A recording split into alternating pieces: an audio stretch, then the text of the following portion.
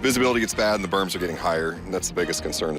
Today on the Morning Edition, Anchorage is digging out snow on the roads, causing headaches for drivers. We'll show you what the city and state are doing to clear the roads, plus how you can track the plows from home. Plus, dangerous delays for Anchorage firefighters. The fire chief says some engines are staffed with fewer firefighters than the national standard.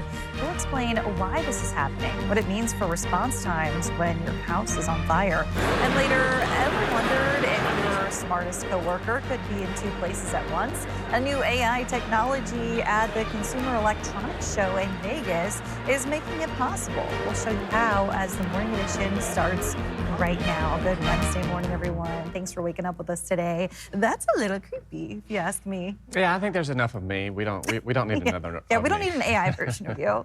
But we are finally on a day where it's not a first alert weather day after record snow, at least in South Central. Aaron, what are we looking at now? We're still holding on to maybe some light flurry activity this morning, but the bigger story is the return to those colder conditions. We're already seeing sub-zero values this morning. 1 below is where we're currently sitting at. Yes, we do have a light breeze across South Central, up to 12 miles per hour here in Anchorage. That is making it feel more like 20 below outside. So those return to some colder conditions is with us across South Central. And this will stay with us through at least early Friday morning before we do begin to see another warming trend, which will bring a return to more snow in the forecast. 4 below in Wasilla, where we're holding on to some light flurry activity. Soldotna still seeing some light snow showers. And of course, as you head through Prince William Sound, this is where we're holding on to that better chance for some snow for the first part of the morning. But many areas seeing those temperatures below zero. You can see 15 below is a cold spot in Soldotna, while Golcana is waking up to a temperature of 5 below this morning. So a lot quieter activity across South Central. Plenty of time to get outdoors, shovel those roofs, as well as begin to snow blow some of that snow away and clear those driveways. But notice out towards Prince William Sound as you head through southern parts of the region, out towards the northern parts of the Gulf Coast. We are seeing that area of low pressure that is keeping additional snowfall in the forecast, more so out towards Middleton Island. But we're still seeing locations from Valdez out towards Cordova holding on to some of that light snowfall activity. And we can't rule out just a trace amount of additional accumulation through the remainder of today. And then as we welcome in the weekend, we'll begin to see snow building back in across South Central. But we are going to hold on to a period of colder and drier weather, which again is going to allow us to snow shovel, blowing and plowing underway. Bitter cold, though, weather makes a return to a good portion of the state. Lows near -20 in South Central, colder in the interior. Now, of course, the snow is making it tough for anyone driving in Anchorage. Lauren Maxwell shares what the city and state have been doing to try and clear the roads. Blowing snow, limited visibility, and lanes that were anyone's guess. It was a rough ride for those who braved Anchorage roads. Visibility gets bad and the berms are getting higher, and that's the biggest concern, is kind of getting pulled off. Both the city and state are plowing around the clock, although sometimes their efforts are hard to see. The state says the still falling snow kept it focused on keeping the Glen and Seward highways clear, which means by Tuesday afternoon, roads like Diamond and C Street had hardly seen plows. I was surprised that more wasn't done, to be honest with you.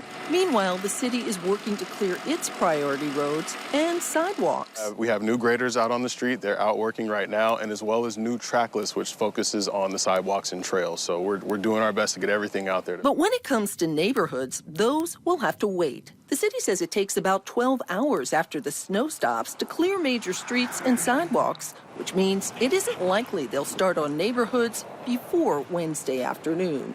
Their message? Just remain patient, stay safe, and we will be in your neighborhood as soon as we can. Lauren Maxwell, Alaska's news source. And the Muni has a number of online tools to let you know which streets have been plowed or are being plowed and what they look like. This map shows that, with purple lines representing the streets that have been plowed within the last 6 hours. State roads are updated on 511. And this one is on the Muni's website, lets you click through several major intersections for a live look at the conditions. You can find both maps linked on our website, and remember to give plows plenty of space.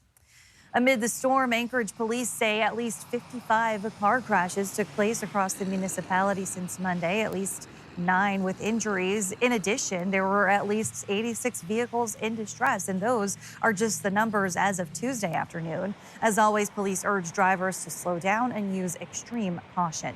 Our Joe Allgood spent some time out on the road himself to see how drivers and locals are handling the record-breaking snowfall. Well, as the snow came down, berms like this one behind me went up all across the south central region as everyone figures out what to do with all this snow. From roads, driveways, and sidewalks, Anchorage's many mountains of snow grew quickly over the course of 24 hours. Most of these berms are out of the way of drivers, but small piles pushed up by plows made some side streets impassable, something we quickly learned today.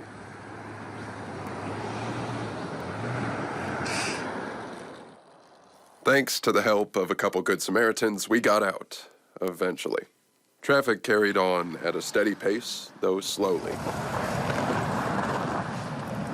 One woman we talked to said she had spent 2 hours waiting for her bus to arrive. And while plows handle the streets, residents took to their driveways with shovels and snow blowers, making sure not to exhaust themselves or shovel too much into the street. And don't forget that once you're done clearing all this snow, your shovel can also double as a sled. Here we go. Joe Allgood, Alaska's news source. Oh my. Well, Fairbanks is thawing out after weeks of frigid temperatures. And while the cold snap is over, the city is still digging out from something else, piles of trash. The borough wrapping up the clearing of its transfer sites Tuesday evening. These locations saw garbage pile up over the weekend as the borough's contractor, Alaska Waste, postponed cleanup due to the cold. Now, with the borough's help, we're told trucks have been working extra hours to get the excess material to the landfill. The borough mayor calls it a community-wide effort. Our contractor was working within the weather that they could get their equipment and their staff out. They ran the minimum required on Friday, but then we're not able to get any trucks out to the transfer sites on Saturday and Sunday. So there was certainly a good amount of buildup as our community continues to use them. But since then, it's been a really good response. All of that extra garbage should be cleaned up by now. As Mayor Hopkins said Tuesday, he expected it to be cleared by the end of the day. 49 below zero and a police chase on foot over the weekend. Fairbanks officers braved extreme cold to track down suspects in a stolen truck Sunday. It was the coldest day of the year so far when officers spotted the stolen Toyota Tacoma that took off, then stopped, with 3 people jumping out and running into deep snow. Officers took off after them and were able to arrest 2 people, including one already on probation for burglary. Chief Ron Dupuis says those arrests could help clear other recent crimes. So we believe that they're the same individuals that were stealing mail prior to stealing the vehicle and going on this high-speed pursuit. A third suspect has also been identified as the investigation into local theft continues.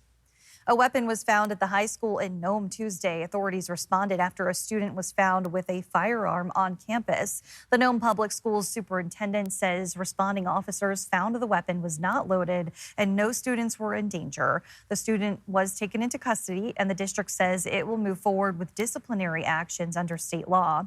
The school superintendent thanked thanks students for speaking up and police for their quick response.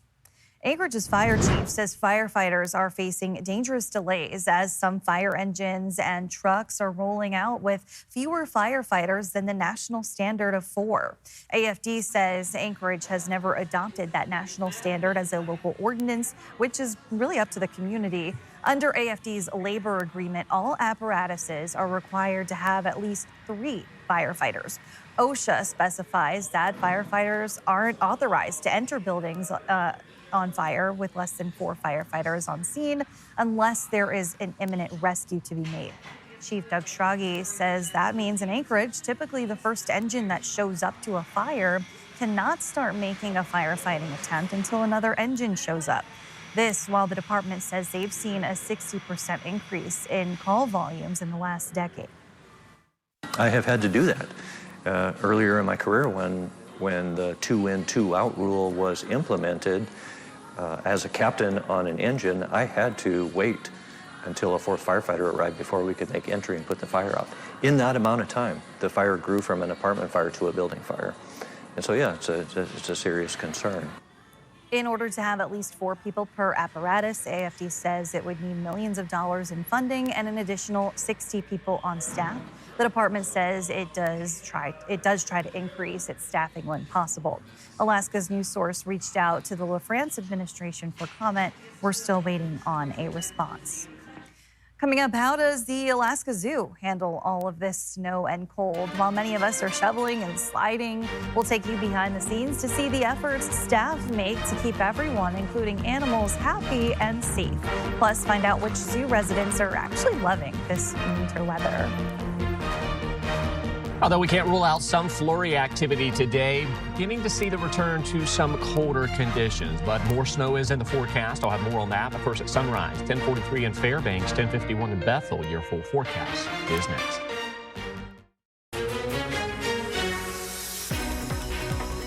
And welcome back in. 14 minutes past the hour on this Wednesday. Aaron, what's our weather looking like? Well, we did see back-to-back daily record snowfalls across South Central. Well, we did pick up nearly 2 feet of snowfall accumulation across the region. Now, Monday, we saw 9.4 inches, breaking the previous record of 7.8 set back in 1987.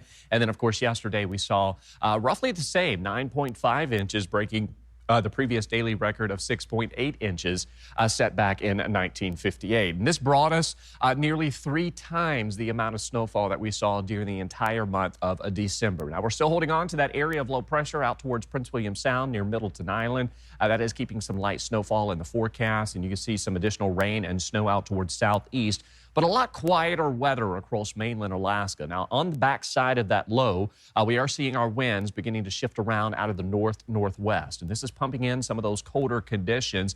We began to see that out towards southwest yesterday. It's building into south central today. And, of course, the interior also tapping into some of those colder conditions through the rest of this week. Now, while things are on the quieter side in terms of that snowfall activities, you had just south of the Aleutians, this storm system that we're watching south of the Aleutians in the northern Pacific Ocean will build northward into the Gulf Coast region as we welcome in the weekend. So more snow expected across south central. This will also bring another warming trend, and then we're also watching rain snow looking likely out towards southeast by week's end. Not as organized this morning, but notice as we head here over the next couple of days, that storm system will become more organized, building into the Gulf Coast region. The Aleutians will see heavy snowfall, periods of some gusty winds, as well as some wintry mix in the forecast with this storm system. But notice as we welcome in our Friday, we'll begin to see that snow building northward into south central. And then we've got that rain snow out towards southeast. So this active weather really taking hold for January. In fact, for a good portion of the month, we are going to favor a lot more active weather. So snow will build back in across south central, as well as the interior by week's end as we watch this next storm system building into the Gulf Coast region. For now, we are expected to see some light additional snow showers through the interior today with additional snow accumulation out towards southeast. But by week's end, this is where we're going to tap into that heavier activity that's going to build back in across the Gulf Coast region. You can even see north into the interior as well as western parts of the interior. We could easily see the potential for about 1 to 2+ inches of that snow accumulation. So for today, we are going to begin to tap into some of those colder conditions. Temperatures will steadily begin to drop back below 0 across the region. We'll see those highs today topping out anywhere from 1 below in Kenai, 1 in Girdwood, 10 in Whittier. The warm spot, Cordova, at 24 degrees. But notice those inland areas seeing those temperatures sitting near to below sub-zero values. And we'll likely see that as well into your Thursday with even colder conditions. It would not be out of the realm of possibilities that some areas of south central tomorrow could see highs right around 10 below, and cold locations, or some of the coldest locations, could see lows anywhere from 15 to about 20 below. And then there's that snow returning this weekend, carrying us on into next week with more active weather. All right. Thanks, Aaron. All that snow and cold sure causes a headache for many of us when it comes to driving and shoveling, of course. But how does it affect our friends at the Alaska Zoo? Charlie Fellows shows us how staff keep animals and visitors safe when temperatures drop, and why for some of the zoo's residents, this weather is just right. In Anchorage, life goes on, even when the weather looks like this, even here at the Alaska Zoo. But it's a complex job that requires keeping everyone, from the guests to this guy and every other animal, happy. Yeah, it's a busy time of year, so we have a maintenance department that maintains the trails. Zoo Education Director Rich Capitan and I took a walk through those trails, all carefully maintained, all the while getting to know the zoo's residents, who are just as well tended to. And of course, the zookeeper staff is quite a large, probably the largest department we have at the zoo. And their sole role is to take care of these animals and ensuring they have, their water is, making sure that it's not frozen, making sure they've got the bedding and the extra food. But beyond that and shelter to keep warm, they don't need much. After all, they're used to this. All these animals are, again, they're made for the snow and cold. So he's obviously feeling pretty spunky right now. It's a little late in the season for Rudd, but yeah, no, he's loving life. And he's not the only one. They actually prefer this kind of weather. They're made for this. They are made for 20 below, cold and snow. It's an animal of the north. But even so, keeping the zoo running in the bitter cold and blasting snow is hard work. Staff is here late at night and early in the morning. So it's a pretty intense job, but the people that take care of these animals are super passionate. And it all comes together to form a pretty unique zoo experience. After all, where else can you do this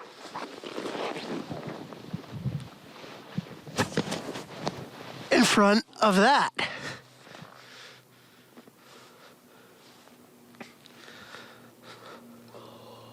Charlie Fellows, Alaska's news source. It is perfect snow for snow angels. Thanks for listening to our podcast. Click subscribe so you can get the latest podcasts from Alaska's news source automatically and stay up to date with breaking news and in-depth reporting available for free 24/7 with the Alaska's news source app.